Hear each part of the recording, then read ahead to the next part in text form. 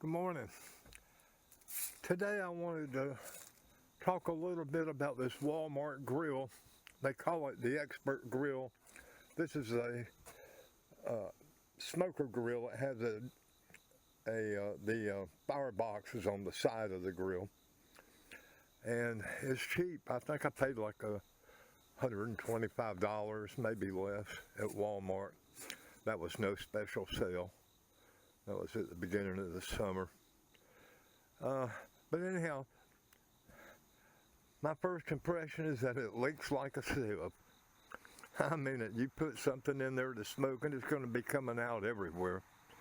On the other hand, I have to say this.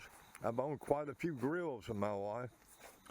And even though this thing leaks smoke, it cooks perfectly, in my opinion. Now, I'm not cooking a 18-pound brisket, but today I'm cooking a 3-pound brisket, just for myself. I've cooked steaks, I've cooked chuck roast, I've cooked chicken. It does a really good job for the price. I mean, I have not had a single fail out of the dozens and dozens of things I've cooked on the grill this past year.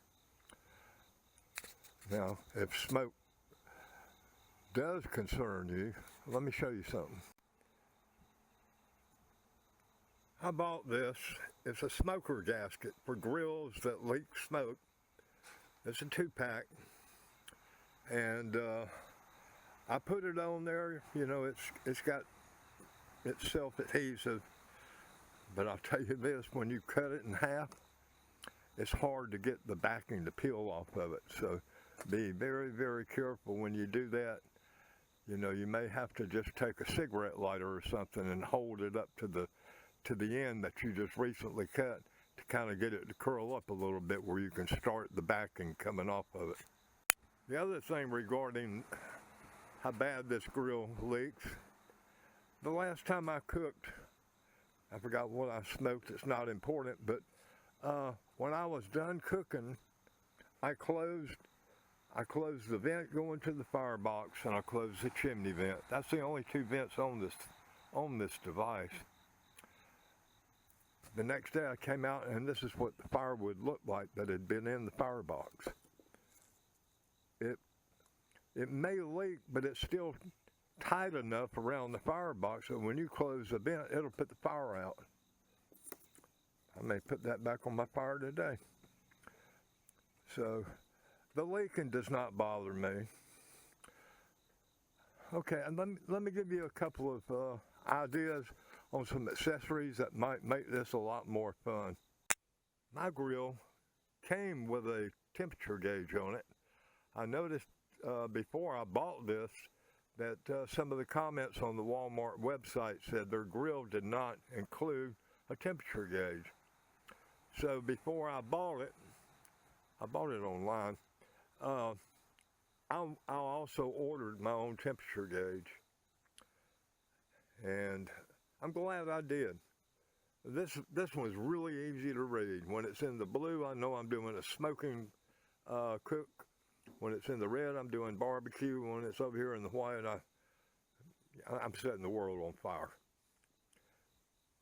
The temperature gauge that came with the unit goes up to 800 degrees, and normally, I'm cooking between 250 and 400.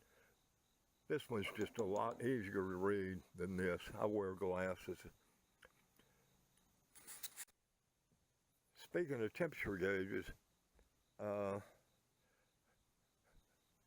they don't really work. I'm serious. I don't care what kind of grill you've got. All my grills have done the same thing. They read a very high temperature when the gauge is up near the top, and I guess that's because heat rises. But I'm going to show you another device I purchased that I think is really, really helpful. This is an electronic temperature monitor, Talmasi or something like that, Talmasi. It doesn't matter. You go on Amazon and just, search for a electronic temperature monitor. These things are amazingly cheap. And what I like about them is that they're very simple to use. Today I've got two probes going into my grill. Let me turn this thing on. Just push it on, it comes on. The red wire going in there is telling me the actual temperature of the grate itself. I got meat sitting on a grate. I've got the probe sitting on top of the grate. It's only 127 degrees Fahrenheit on that grill top right now, although it might be 275, 300 up here at the top. My meat, I took it out about an hour and a half ago, came out of the refrigerator about an hour and a half ago, and it was reading something like 63 degrees when I took it out, put the probe in it. Right now, it's been cooking for an hour and a half. The temperature probe says it's only 122 degrees Fahrenheit at the center of that meat. I've got this piece of firewood sitting on top of my grill. That's because this top is pretty darn warm. You know, almost 300 degrees up here. I can take that piece of firewood, even though it's seasoned firewood, it gets it warm, gets it drier. And I'll go ahead and open the firebox and show you what I've got going now after an hour and a half. I still have some charcoal left. My piece of firewood has burned up, so we'll put another piece on there. Another accessory for this this barbecue grill, this smoker grill, that I think is essential is a chimney to get your charcoal briquettes started. This is simple physics. Anyone who's messed with a fire probably knows exactly what this does. What I'll do is I'll take 2 or 3 charcoal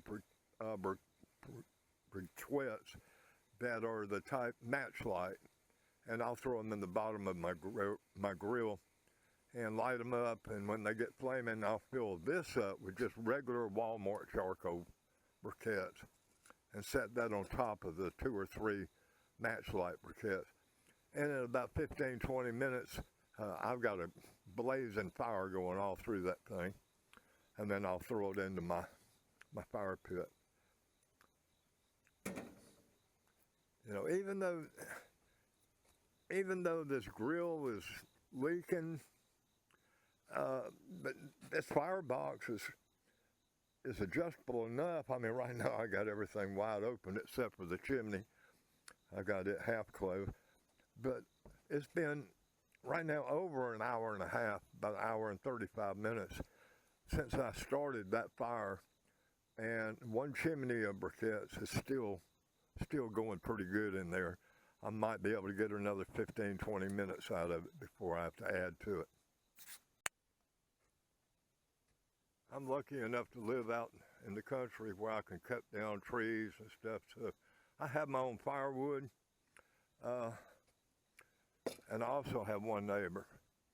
So if you cut your firewood an average of 16 inches, you know, for your fireplace, while you're cutting, go ahead and cut some of those 16 inches in half, make them 8 inches long, so that you don't have to wait on a Sunday morning like right now to crank up your chainsaw to cut your firewood into something that would fit into your smoker box. If you live in the city or someplace where, you know, chainsaws are disturbing, you can, I think I got this at Walmart too, just hickory barbecue cooking chunks. Maybe I got that at Tractor Supply, I don't remember. But you can find them easily. And these are just pieces of wood, different sizes. Look at that, I can't even pull them out.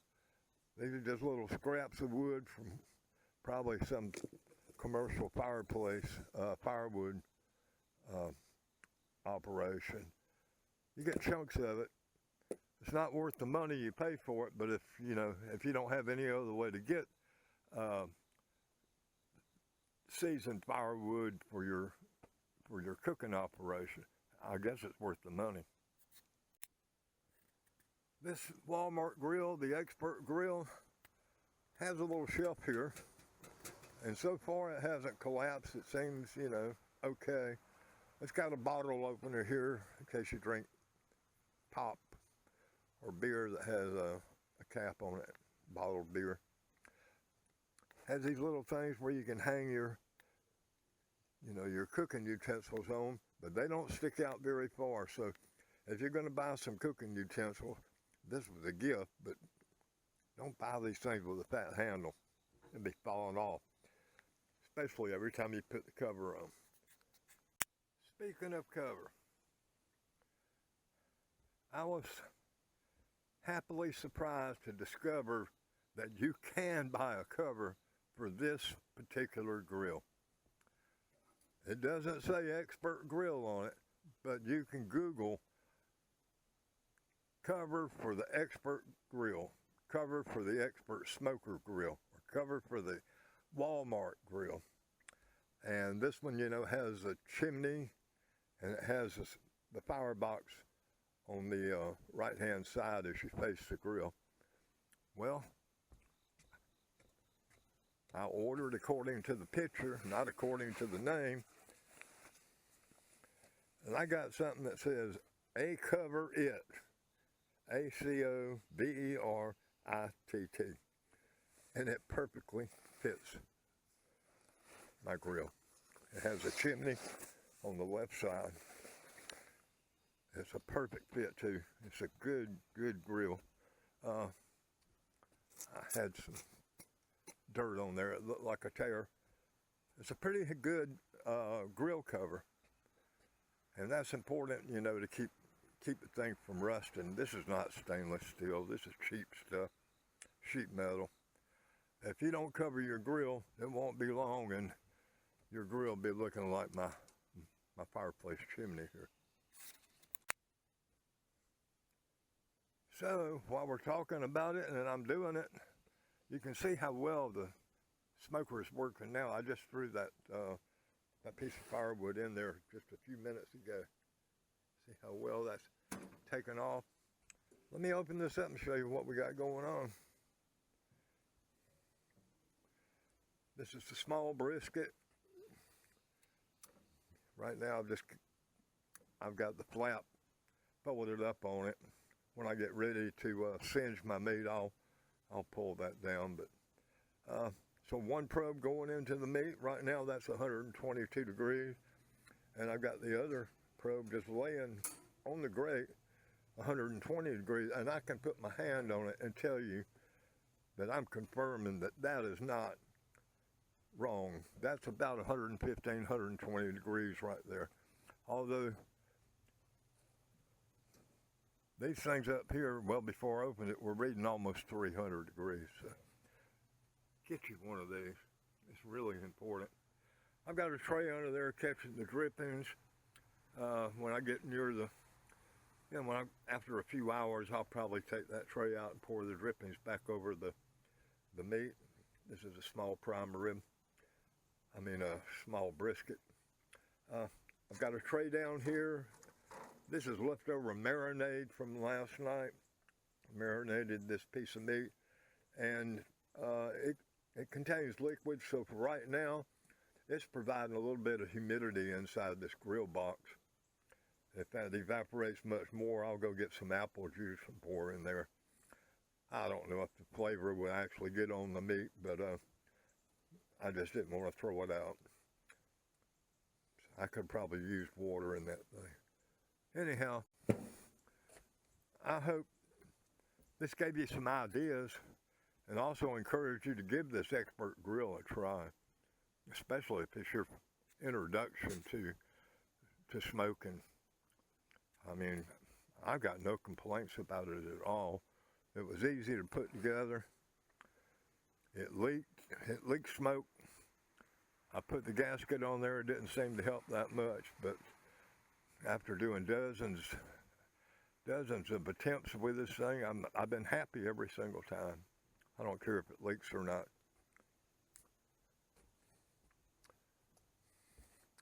I would say the most important thing is the temperature probe.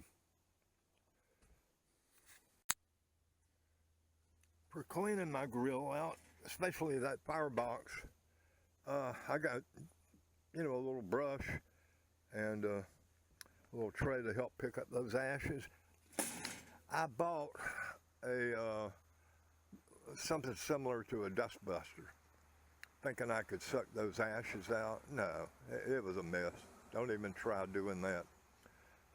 So luckily, this Expert grill has sort of like a grate down in the bottom of it. It's a tray, an aluminum tray with a wire grill on top of it that once this thing cools off and you want to clean it out, you just reach in there and kind of cock it a little bit and carry it out, dump it somewhere. Ditto for the top part. If you're going to cook directly up top instead of using the smoker, this thing lifts out. It's got a tray there. You can just carry that over to your trash pile and dump the ashes. So easy peasy for the whole thing. Okay, good luck to you. Right now I can't think of anything that would be helpful. Just use your common sense, but I'm so happy with this grill. When it finally bites the dust, Walmart still carries this, so I'm going to buy another one. Appreciate you guys watching.